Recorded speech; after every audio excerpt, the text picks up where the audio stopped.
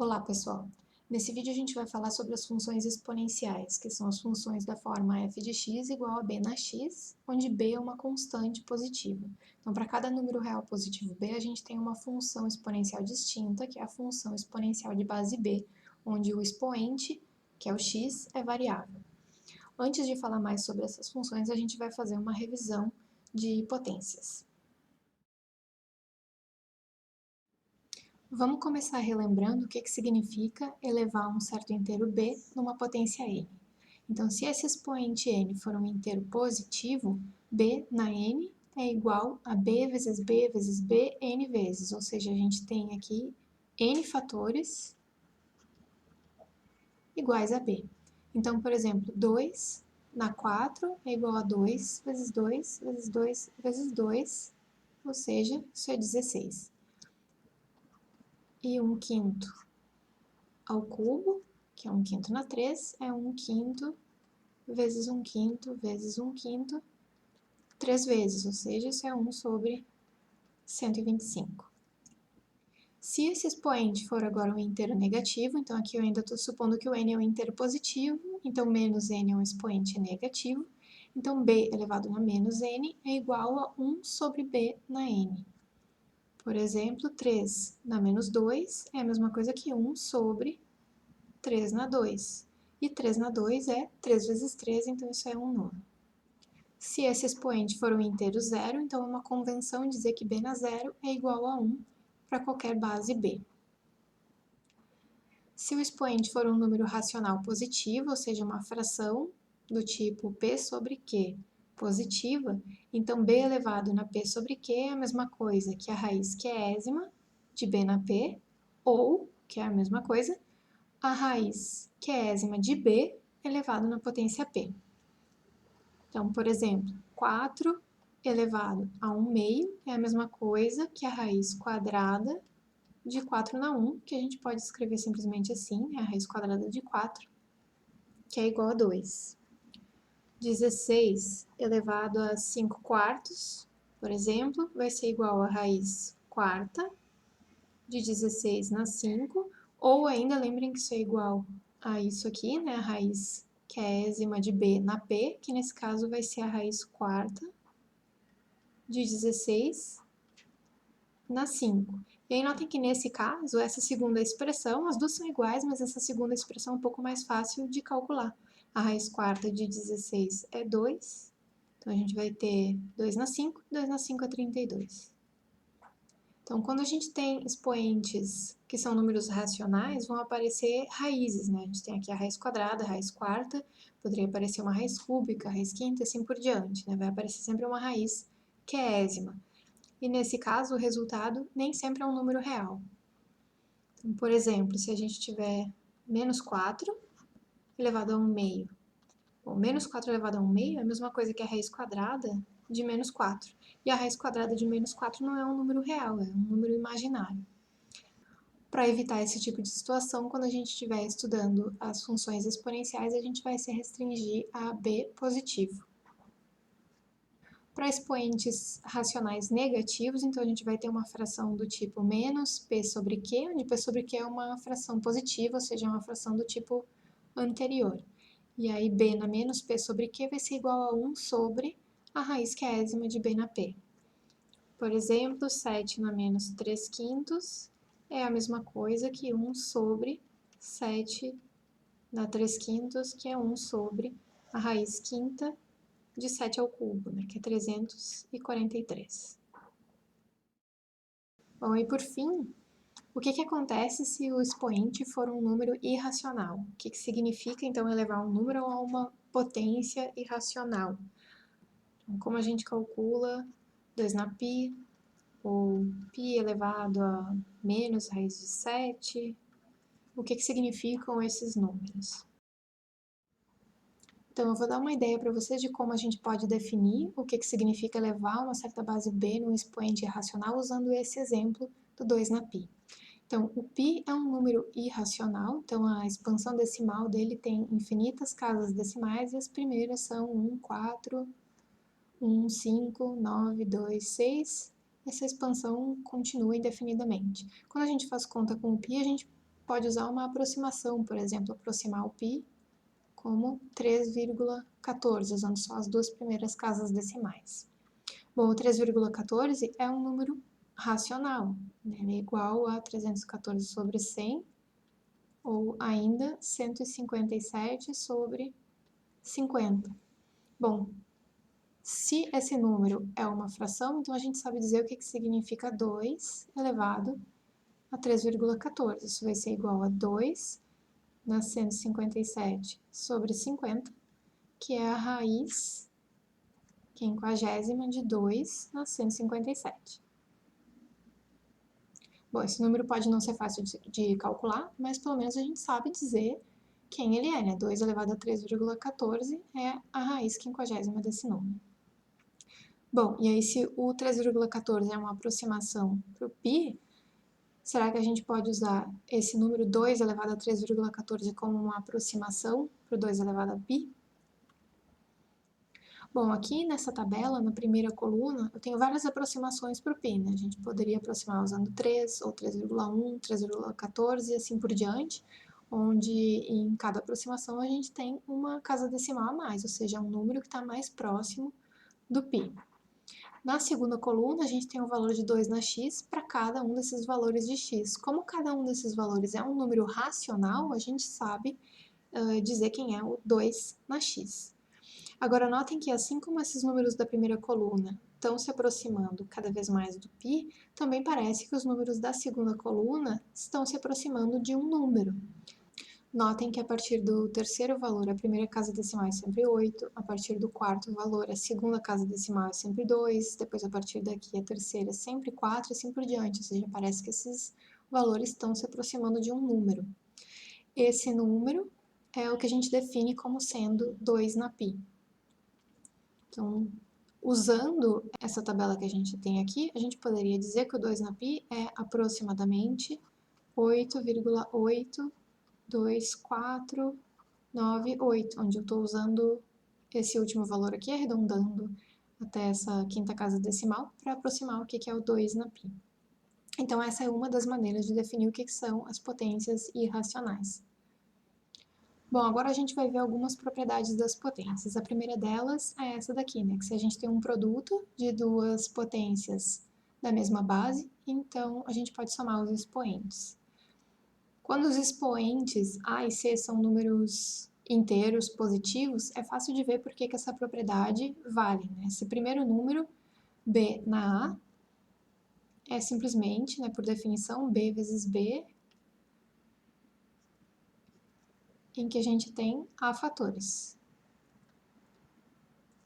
O segundo número que a gente está multiplicando, que é B na C, é B vezes B, C vezes, ou seja, a gente vai ter C fatores iguais a B. Então, quando a gente multiplicar esses dois números, o que a gente vai ter? Né? A gente vai ter o produto de B por B várias vezes. E quantos fatores B a gente vai ter? Bom, aqui eu tenho A, aqui eu tenho C, então eu vou ter A mais C fatores. Bom, isso aqui é, por definição, B na A mais C. Então, é fácil de se convencer que essa propriedade é verdadeira quando A e C são inteiros positivos, mas, na verdade, a gente não vai mostrar aqui, essa propriedade vale para expoentes reais. Pode ser, então, inteiro, ou racional, ou irracional, vale a propriedade para qualquer expoente. Então, por exemplo, se eu tenho 2 elevado na 5 vezes 2 na menos 3, isso vai ser igual a 2 na 5 mais menos 3, que é 5 menos 3, que é 2 ao quadrado, ou seja, isso é 4. Um outro exemplo é, por exemplo, se a gente tem 10 ao quadrado vezes 10 na x, então eu posso escrever isso como 10 na 2 mais x. A outra propriedade é da divisão, então se eu tenho uma divisão de potências da mesma base, eu posso subtrair os expoentes, por exemplo, 3 ao cubo dividido por 3 na quinta vai ser igual a 3 na 3 menos 5, que é a mesma coisa que 3 na menos 2. Por definição, é 1 sobre 3 ao quadrado, que é um nono. E por fim a gente tem essa propriedade, b elevado a elevado a c é a mesma coisa que b elevado a vezes c. Então 2 ao cubo ao quadrado é a mesma coisa que 2 na 3 vezes 2, ou seja, 2 na 6. Um outro exemplo, por exemplo, 1 meio elevado na x. Com 1 meio a gente pode escrever como 2 na menos 1. Então, a gente tem 2 na menos 1 na x, e isso é a mesma coisa que 2 na menos 1 vezes x, ou seja, na menos x. Agora a gente vai ver algumas características das funções exponenciais e a gente vai começar olhando para um exemplo específico, que é a função exponencial de base 2. Então, nessa tabela a gente tem na primeira coluna alguns valores de x e na segunda coluna os valores de f de x. Então, por exemplo, para x igual a zero, a gente tem na segunda coluna aqui 2 na zero, que é 1, depois para x igual a 1, 2 na 1, que é 2, para x igual a 2, 2 na 2, que é 4, e assim por diante. Para a gente começar a ter uma ideia de como é o gráfico dessa função exponencial, eu vou marcar esses pontos que a gente encontrou no plano xy. Então, a gente encontrou o ponto que tem x igual a 0, y igual a 1, que é o ponto 0, 1. Depois, para x igual a 1, ponto 1, 2, 2, 4, 3, 8 e 4, 16. Eu vou afastar um pouquinho aqui para a gente ver o 4, 16, que está lá em cima. Então, aquele é o último ponto que a gente encontrou. E agora a gente vai olhar alguns valores negativos de x. Para os valores negativos de x, por exemplo, x igual a menos 1, então a gente vai ter 2 na menos 1, que é 1 meio, que é 0,5. Para x igual a menos 2, a gente tem 1 sobre 2 ao quadrado, ou seja, 1 quarto, e assim por diante. Então, eu também vou marcar esses pontos que a gente encontrou aqui no plano xy. Então, para o menos 1, a gente vai ter esse ponto, não, menos 1, 1 meio, menos 2, 1 quarto, menos 3, 1 oitavo e menos 4, 1 sobre 16. Então, esses pontos que a gente marcou, eles já dão uma ideia de como é o gráfico da função. O gráfico, na verdade, é essa linha vermelha que eu estou mostrando para vocês. Notem que essa função é o que a gente chama de uma função crescente, né? À medida que o x vai aumentando, o y vai aumentando também. Né? Aqui, quando a gente percorre o eixo x no sentido positivo, os valores de y vão aumentando. E se a gente percorrer o eixo x para o outro lado, né, no sentido do x diminuindo, os valores de y estão diminuindo e se aproximando cada vez mais de zero. Eles nunca vão chegar a ser zero, né? Porque 2 elevado a qualquer coisa vai ser sempre um número positivo, então o y vai ser sempre positivo. E todo o gráfico da função, então, está acima do eixo x, né? Justamente por isso, né? Porque o y é sempre positivo, tanto para x negativo quanto positivo.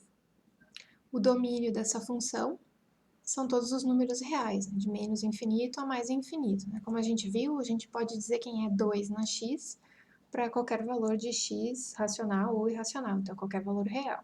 Então, todos eles estão no domínio da função f de x. E a imagem da função vai ser o intervalo de 0 a mais infinito, não incluindo zero. Agora a gente vai considerar esse outro exemplo, que é a função exponencial de base 1 meio, seja g de x igual a 1 meio na x. De novo, a gente vai calcular os valores de g de x para alguns valores de x. Então, por exemplo, para x igual a 1, 2, 3, 4, a gente vai ter 1 meio na 1, que é 1 meio, 1 meio ao quadrado, que é 1 quarto, e assim por diante. Tá? De novo, eu vou marcar esses valores no plano xy para ter já alguns pontos do gráfico dessa função. Então, a gente tem o ponto 1, 1 meio, 2, 1 quarto, 3, 1 oitavo, 4, 1 sobre 16. Notem que 1 meio na zero também é 1, então, de novo, a gente vai ter o ponto 0, 1 no gráfico. E agora a gente vai olhar alguns valores negativos de x. Então, por exemplo, para x igual a menos 1, a gente vai ter 1 meio na menos 1. Mas 1 meio é 2 na menos 1. Então, 2 na menos 1 é a mesma coisa que 2 na menos 1 vezes menos 1, que é 2 na 1, ou seja, isso vai dar 2. E, na verdade, para qualquer valor negativo, a gente vai ter agora, na verdade, uma potência positiva de 2. Então, por exemplo, menos 1 na menos 2 é a mesma coisa que 2 na 2, que é 4. Marcando esses pontos, então, no gráfico, a gente vai ter o menos 1, 2, menos 2, 4, menos 3, 8 e o menos 4, 16, que de novo já nem aparece aqui nesse pedaço do gráfico que a gente está olhando. O gráfico de 1 meio na x vai ser essa curva lilás que apareceu aí. E notem que ela agora é uma função decrescente, né? À medida que o x aumenta, os valores de y estão diminuindo. Para x positivo, aqui à medida que a gente pega valores cada vez maiores, os valores de y estão se aproximando de zero. E quando a gente percorre o eixo x no outro sentido, né, no sentido do x diminuindo, os valores de y estão aumentando indefinidamente.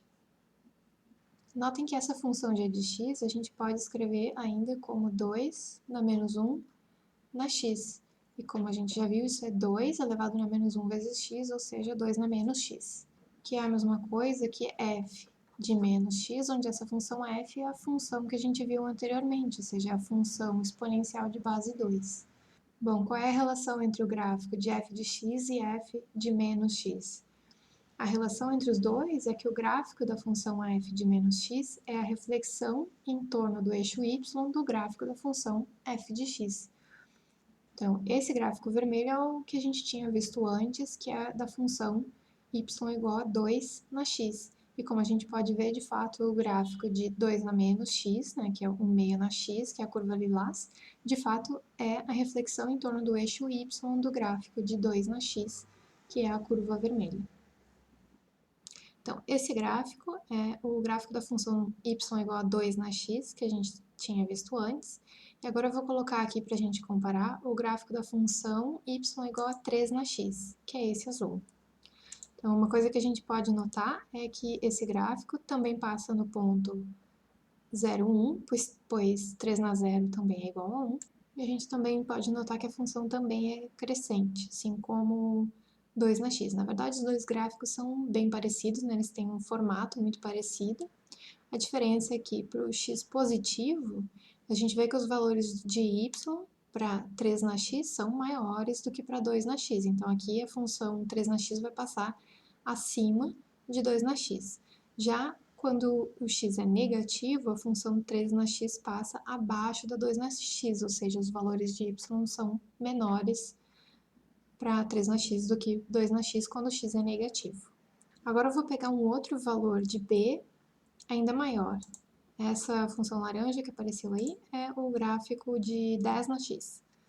E notem que, de novo, o formato do gráfico é parecido, mas a função 10 na x aqui tem valores ainda maiores para x positivo do que as outras duas e menores que as outras duas para x negativo. A função ainda assim é crescente e passa no ponto 0,1. Bom, agora esse gráfico lilás é o gráfico de 1 meio na x, que a gente também tinha visto antes. E aí, de novo, para comparar, eu vou colocar aqui 1/3 na x e 1/10 na x. Então, vejam que agora também a gente tem um comportamento parecido. À medida que a gente vai diminuindo o valor de b, né, 1/3 é menor do que 1 meio, a gente vai ter uma função que é mais vertical aqui para x negativo, e aqui é mais achatada, mais próxima do eixo x, para x positivo. E 1/10, que é ainda menor do que 1/3, vai ser mais vertical aqui, para x negativo, e mais achatada, né, mais próxima do eixo x, quando x é positivo. E também notem que os gráficos de 1/3 na x e 3 na x, né, que são o cinza e o azul, eles são a reflexão um do outro em torno do eixo y, e os gráficos de 1 sobre 10 na x e de 10 na x também são a reflexão um do outro. Essas características que a gente viu para alguns exemplos, na verdade, elas são características gerais das funções exponenciais. Então, em geral, se a base b for um número maior do que 1, a função exponencial b na x vai ter um gráfico semelhante a esses que a gente viu para 2 na x, 3 na x, 10 na x. E se a base b for um número menor do que 1, então o gráfico vai ser semelhante ao de 1 meio na x, 1/3 na x, 1/10 na x que a gente tinha visto antes. Então, todos os gráficos vão sempre passar pelo ponto 0, 1, pois b na 0 é igual a 1 para qualquer base. Além disso, o domínio das funções exponenciais é sempre o intervalo de menos infinito a mais infinito, ou seja, são todos os números reais. Já a imagem, se o b for diferente de 1, vai ser o intervalo de 0 a mais infinito. Se o b for igual a 1, então a função 1 na x vai ser a função constante igual a 1. Então a imagem é simplesmente o conjunto que contém só o número real 1. Se a base b for maior do que 1, a função vai ser crescente, como essa daqui. E se o b for menor do que 1, a função vai ser decrescente, como essa aqui de baixo. E, por fim, outra propriedade que a gente notou nesses exemplos, e que também vale sempre, é que o gráfico de y igual a 1 sobre b na x é a reflexão do gráfico de b na x em torno do eixo y. E lembrem, a gente também sempre pode escrever, né, y igual a 1 sobre b na x como b na menos x. Entre todas as possíveis bases para as funções exponenciais, tem uma em particular que é muito importante no cálculo, que é a base e. O número e é um número irracional, que é aproximadamente 2,7. Aqui a gente tem as primeiras casas decimais da expansão desse número. A função exponencial de base e ela é chamada de função exponencial natural. E aqui a gente tem o gráfico dessa função. Então, como o e é um número maior do que 1, ou seja, a base, nesse caso, é maior do que 1, a função e na x vai ser uma função crescente, com um gráfico que é semelhante ao de 2 na x, 3 na x, aquelas outras que a gente já tinha visto antes. A gente vai ver mais adiante no curso de cálculo que a função exponencial natural e na x, ela tem várias características interessantes. E além de ter propriedades matemáticas interessantes, ela também aparece na modelagem de vários problemas. Então, fazendo uma comparação, esse gráfico vermelho é o gráfico de 2 na x, o do meio aqui, que é o lilás, é o de e na x, e o azul é o gráfico de 3 na x. Como a base e é um número que está entre 2 e 3, o gráfico de e na x vai estar entre os gráficos de 2 na x e 3 na x. Para x positivo, ele vai passar acima do gráfico de 2 na x e abaixo do gráfico de 3 na x. Para x negativo, ele vai passar acima do gráfico de 3 na x e abaixo do gráfico de 2 na x.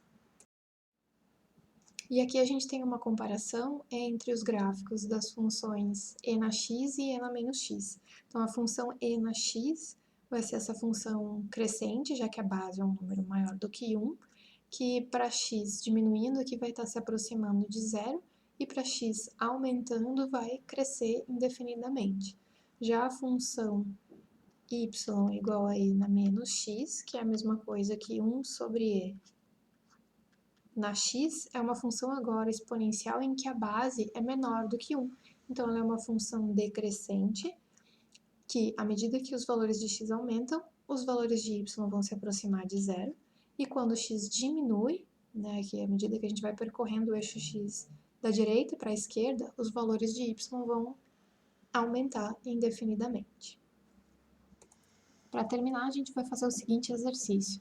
Resolva a equação e na x menos 2x e na x igual a zero em x. Então, a gente quer achar os valores de x que são a solução dessa equação. A primeira coisa que a gente vai fazer é colocar esse fator e na x que aparece nesse termo e aparece aqui também em evidência. Então, eu vou ter e na x multiplicando. Bom, quando eu divido esse primeiro termo por e na x, eu vou ter 1 menos, e aí 2x e na x. Então, eu fico com e na x vezes 1 menos 2x igual a zero. Bom, se eu tenho esse produto desses dois fatores, um fator é o e na x e o outro é o 1 menos 2x e isso dá zero, significa que e na x é zero ou 1 menos 2x é zero. Então, um dos dois fatores tem que ser igual a zero. Bom, mas e na x nunca é zero. Então, lembrem disso, né? E elevado a x igual a zero não acontece. Por quê? Lembrem que o e é um número positivo e quando a gente toma uma potência qualquer de um número positivo, isso vai dar sempre maior do que zero, ou seja, e na x é maior do que zero para qualquer valor de x.